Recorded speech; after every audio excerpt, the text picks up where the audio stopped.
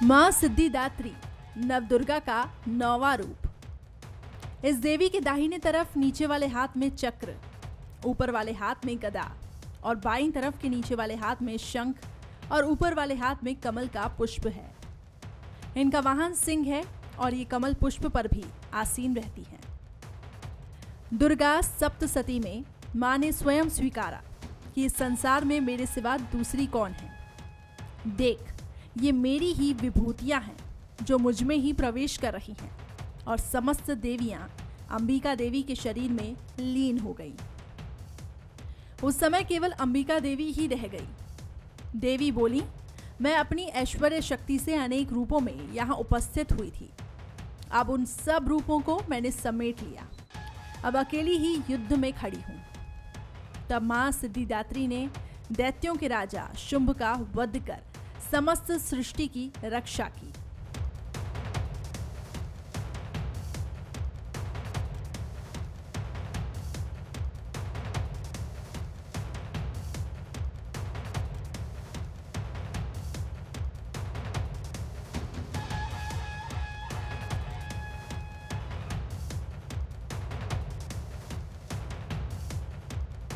मां के इस रूप के स्मरण, ध्यान, पूजन हमें इस संसार की असारता का बोध कराते हैं और अमृत पथ की ओर ले जाते हैं। इतना ही नहीं, इनकी आराधना से हमें सिद्धि, बुद्धि और सुख शांति की प्राप्ति होती है। घर का क्लेश दूर होता है और परिवार में प्रेम भाव का उदय होता है।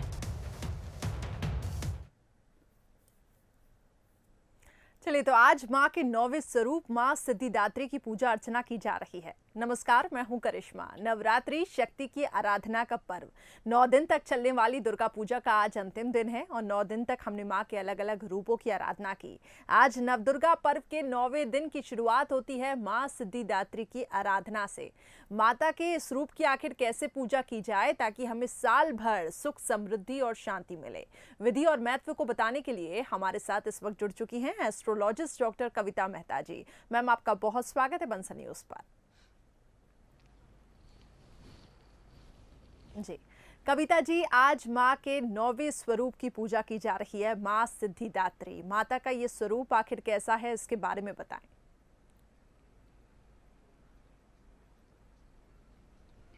माँ सिद्धिदात्री, जैसा कि नाम से स्पष्ट है, सिद्धियों को देने वाली।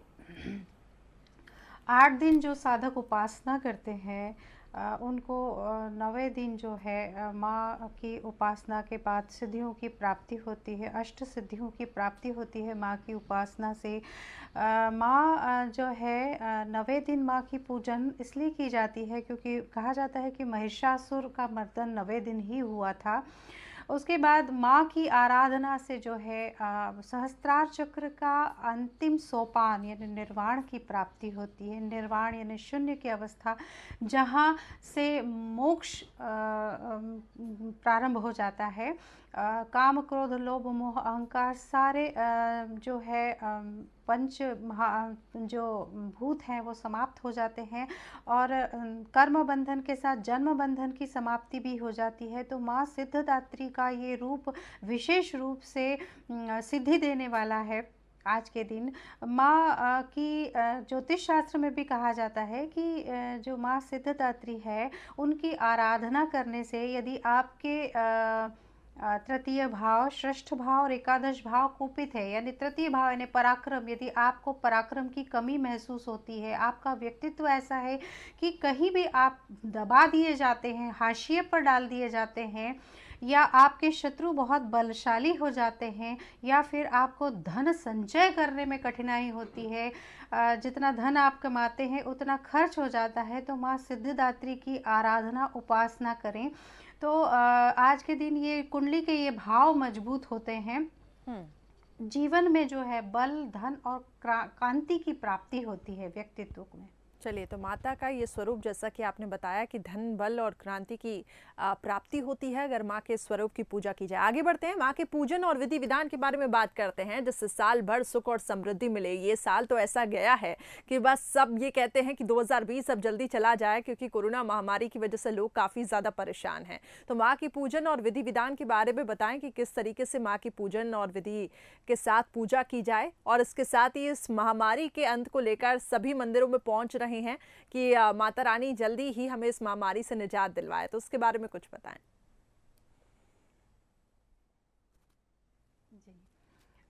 आज के दिन जो है खास पूजन का दिन है। मैं कोरोना के बारे में भी थोड़ा सा आज बताऊंगी, क्योंकि आज का ये जो विशेष स्वरूप है माँ का, ये कोरोना विनाश के लिए जो है, कोरोना से लड़ने के लिए खास इसके लिए विशेष उपाय हैं आज के दिन। माँ के विग्रह को सर्वप्रथम स्थापित करें। माँ को जो है वो लाल चुनरी आज के दिन अर्पित करें। माँ की आराधना के पूर्व भगवान गणेश की आराधना आज के दिन करें। माँ को समस्त सामग्री, सौभाग्य सामग्री आज के दिन अर्पित करें। महावर और ख़ास तौर से मेहंदी लगाएं। आज माँ के समक्ष जब बैठें तो पूर्ण रूप से श्रृंगारित होकर बैठें। आज के दिन जो कन्याएं हैं, आज के दिन खास तौर से हवन करने का विधान है कि जिन्होंने 8 दिन व्रतोपासना की है, आज वो अपने जो है व्रत और का जो है समापन उद्यापन कर सकते हैं और पारायण कर सकते हैं माँ के मंत्रों से। माँ सिद्धदात्री का स्तोत्र, सिद्धदात्री का कवच और सिद्धदात्री का बीज मंत्र, नवारण मंत्र जो है, उससे आप आज अपने व्रत का पारायण कर सकते हैं।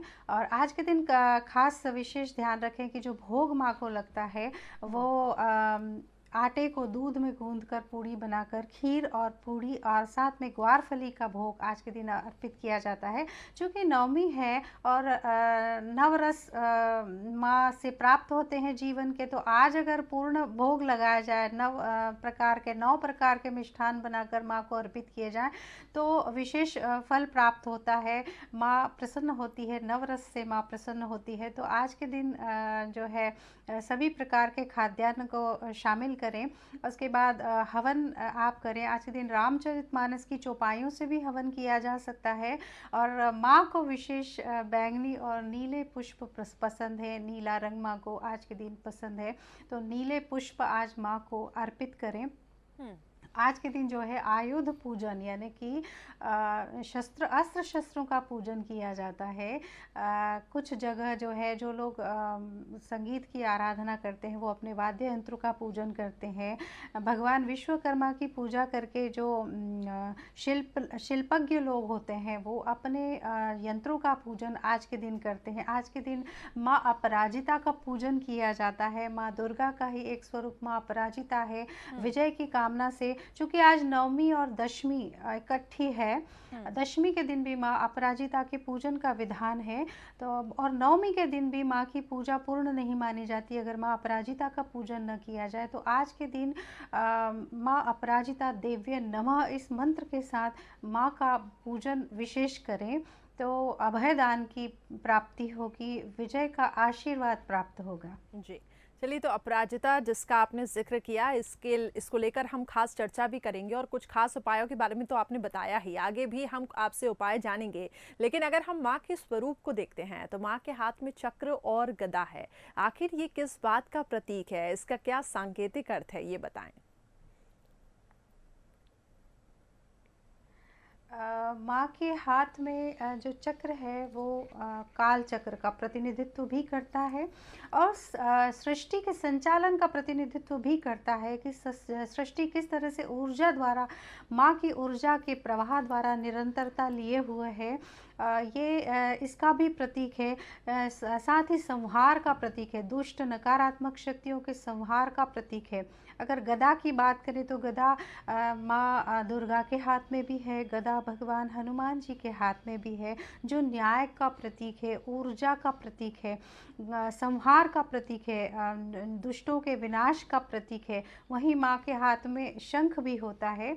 शंख जो है उच्चतम मनोवैज्ञानिक क्षमताओं का प्रतीक है, यानी कि इंट्यूशन पावर जिसको हम कहते हैं, ओरा रीडिंग कैपेसिटी जिसको कहते हैं। तो ये जो अस्त्र शस्त्र हैं वो माँ की विशेष उनकी योग्यताओं को बताते हैं कि माँ किस तरह से मनोवांछित फल देने वाली है। आप माँ के सामने अपनी मनोकामना रखें न रखें, जैसे ही आप माँ के सामने अगर आप जाते हैं शुद्ध मन से, तो माँ आपकी मनोकामनाओं को पढ़ लेती है कि मेरी संतान जो आज मेरे समक्ष आई है उसे किस चीज़ की आवश्यकता है। तो ये जो माँ के जो अस्त्र शस्त्र दिए गए हैं, इनके बेहद गुह्य सांकेतिक अर्थ हैं। जी, चलिए, तो माँ के अस्त्र और शस्त्र के बारे में हमने सांकेतिक अर्थ जानने की कोशिश की। अब ये हमें बताएं कि कुछ खास, कुछ उपाय तो आपने बताएं, लेकिन कुछ खास विशेष उपाय भी बताएं, और जो लोग घर से बाहर हैं उनके लिए कुछ खास टिप्स और क्या उपाय रहेंगे। जी, आज के दिन आप जो है निवारण मंत्र ओम ऐं ह्रीं क्लीं चामुंडाय नमः, इस चामुंडाय विच्छे, इस मंत्र, ये 9 निवारण मंत्र है, 9 वर्णों से बना मंत्र है। इसमें माँ की जो है दिव्य शक्तियाँ विराजमान है, 9 शक्तियाँ विराजमान है।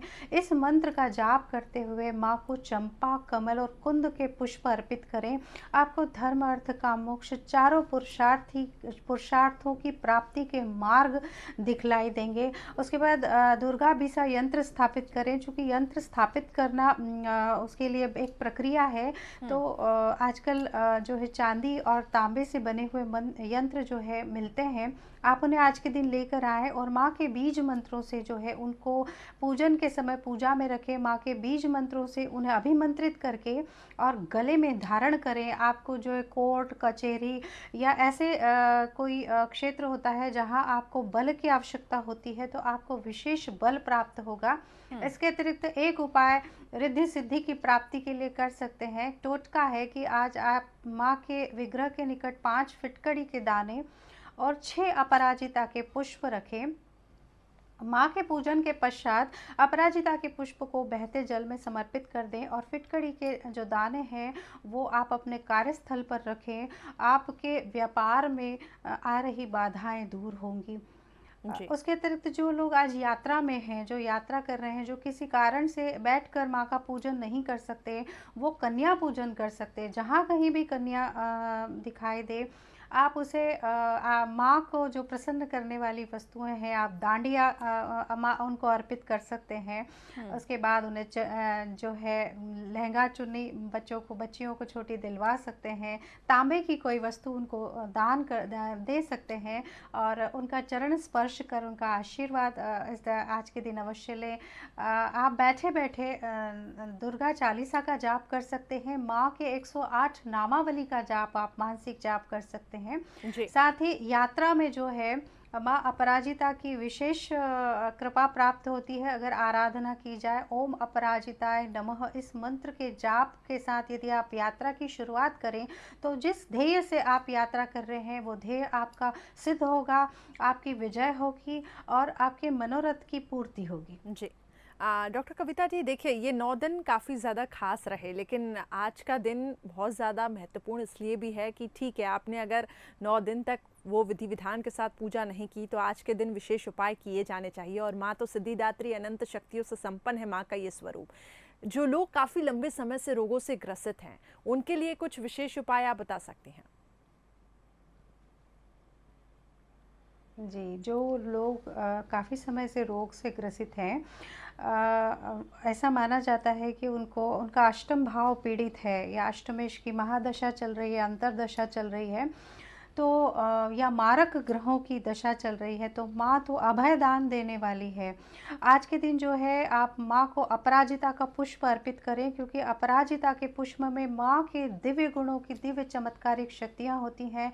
उसके अतिरिक्त आप आज के दिन एक टोटका कर सकते हैं कि अपराजिता का पुष्प जो है वो ज़मीन में थोड़ा सा मिट्टी में दबा दें आज के दिन। इसके पीछे एक सांकेतिक अर्थ है कि अपराजिता को बोएं, अपराजिता को उगाएं, अपने घर में अपराजिता की कलम लगाएं, अपराजिता की बेल लगाएं और अपराजिता का पौधा आज दान करें, तो विशेष आपको रोग शोक से राहत प्राप्त होगी।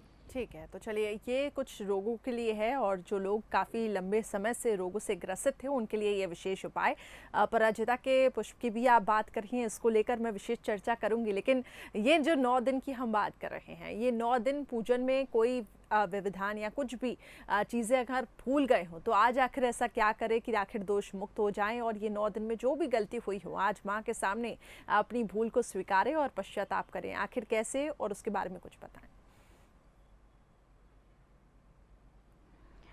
देखिए, अगर भूल का कारण वास्तविक है तो माँ तो वैसे ही क्षमादायिनी है, क्षमा देने वाली है, तो वो वैसे ही क्षमा कर देती है। परंतु फिर भी मन में हमें न लगे कि हमसे कोई भूल हुई है, उसके लिए आज आप माँ की आराधना करें, दुर्गा सप्तशती का पाठ करें, माँ के बीज मंत्रों का पाठ करें, स्तोत्र पाठ कर सकते हैं, कवच पाठ कर सकते हैं और माँ से क्षमा याचना करें। और साथ ही नवग्रहों के जो बीज मंत्र हैं उनका आप जाप करें, क्योंकि कहीं कोई भूल होती है, त्रुटि होती है तो नवग्रहों के रूप में हमें संसार में पीड़ा पहुंचती है। तो आप नवग्रहों के बीज मंत्रों का जाप कर सकते हैं आज के दिन। साथ ही जो है माँ की पूजन के पश्चात घर में स्वस्तिक का दरवाजे पर स्वस्तिक अंकित करें कुमकुम से और माँ से अपनी भूलों के लिए क्षमा याचना करें। माँ निश्चित आपको क्षमा करेगी। अपराजिता भी जिसका आप जिक्र कर रहे थे कि माता का नाम, इसके पीछे आखिर क्या कथा है और क्यों अर्पित करते हैं माँ को अपराजिता का पुष्प? अपराजिता के पुष्प के नाम में ही माँ अपराजिता का स्वरूप छुपा हुआ है। अपराजिता यानी जिसे कोई पराजित न कर पाए, जो सबको पराजित कर दे लेकिन उसे कोई पराजित न कर पाए, ये अपराजिता का पुष्प है। उसके नाम में उसकी महत्वता छुपी हुई है। माँ अपराजिता अपराजिता का वरदान है ये पुष्प और इससे त्रिदोष नष्ट होते हैं। वात पित्त कफ इन 3 को रोगों का मूल माना गया है, समस्त प्रकार के रोगों का। तो अपराजिता के पुष्प से इन समस्त प्रकार की बीमारियां नष्ट होती है।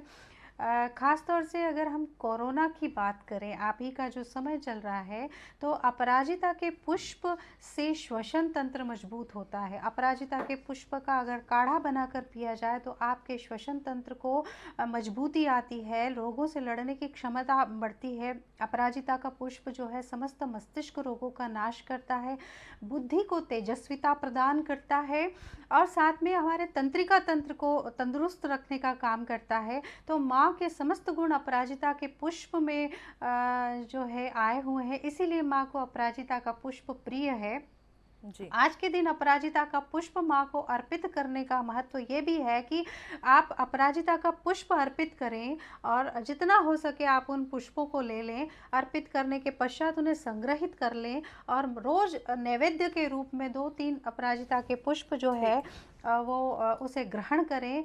साथ में जो है खासतौर से बंगाल में ये प्रथा प्रचलित है कि अपराजिता की जो बेल है वो पूजन में रखी जाती है और पूजा के पश्चात जो छोटे बच्चे होते हैं जो जल्दी से रोगग्रस्त हो जाते हैं, उनको जो है अपराजिता की बेल हाथ में कलावे की तरह बांधी जाती है जी। बंगाल में ही ये एक परंपरा और है कि इस दिन जो है अपराजिता का पुष्प जो है स्त्री और पुरुष जो है मस्तक पर लगाते हैं। तो ये सुख और सौभाग्य का प्रतीक है अपराजिता का पुष्प, इसीलिए माँ को बहुत बेहद प्रिय है अपराजिता। चलिए, तो ये बहुत ही खास बात आपने बताई और खास उपाय आपने बताया ताकि माँ का आशीर्वाद सदैव बना रहे। आखिरी सवाल पे आना चाहूँगी और संक्षिप्त में मैं जानना चाहूँगी कि नवरात्र में देखिए कन्या पूजन का महत्व बहुत ज़्यादा रहता है। कितने वर्ष की कन्याओं का पूजन किया जाता है और आखिर ऐसा क्यों, इसके बारे में बताएं। जी, नवजन्मी कन्या से लगा के 10 वर्ष तक की कन्याओं के पूजन का नवरात्र में विधान है और इनको माँ के अलग अलग स्वरूप के अनुरूप इनको नाम दिए गए हैं। जन्मी हुई कन्या को माँ शैलपुत्री का स्वरूप माना जाता है। 3 वर्ष की कन्या को त्रिमूर्ति कहा जाता है। अगर त्रिमूर्ति आपके घर में है या आपने उसे उस दिन भोजन पर आमंत्रित किया है तो ब्रह्मा विष्णु महेश का आशीर्वाद प्राप्त होता है। 4 वर्ष की कन्या जो है कल्याणी कहलाती है, हर प्रकार से कल्याण करती है। 5 वर्ष की कन्या रोहिणी कहलाती है, जो रोग नाश करती है, व्याधियों का नाश करती है। जो कर्ज से दबा हुआ मनुष्य है उसको कर्ज में राहत मिलती है। 6 वर्ष की कन्या माँ कालिका का स्वरूप है, जो शत्रु नाश करती है। 7 वर्ष की कन्या माँ चामुंडा का स्वरूप है। 8 वर्ष की कन्या माँ शांभवी का रूप है, जो तर्क शक्ति की परिचायक है, जो आपकी तर्क शक्ति में वृद्धि करती है। 9 वर्ष की कन्या माँ दुर्गा का स्वरूप मानी गई है, दुर्गा की तरह शक्ति संपन्न बनाती है। और 10 वर्ष की कन्या सुभद्रा स्वरूप मानी गई है। 10 वर्ष की कन्या से जो है गृहस्थ जीवन सुखकारी होता है। इस तरह से जो 10 वर्ष तक की कन्याओं के पूजन का विधान है, उनमें हर वर्ष की कन्या का एक अलग महत्व है। चलिए, ये भी एक खास बात कि हर वर्ष की कन्या का एक अलग ही महत्व है। और ये 9 दिन तक देखिए माता के अलग अलग स्वरूपों की भी पूजा की गई, साथ ही हर वर्ष की कन्या की भी पूजा की गई। लोग अपने घरों में बुलाते थे और जिस तरीके से नवमी का भी एक कार्यक्रम, तो आज का दिन काफ़ी ज़्यादा महत्वपूर्ण माँ सिद्धिदात्री का दिन है। और माँ की अगर सच्चे मन से आराधना की जाए, और जैसा कि डॉक्टर कविता ने बताया कि अपराजिता का पुष्प अगर माँ को अर्पित किया जाता है तो विशेष फल मिलता है। बहुत बहुत शुक्रिया डॉक्टर कविता जी हमारे साथ जुड़ने के लिए और खास जानकारियाँ हमारे दर्शकों के साथ साझा करने के लिए।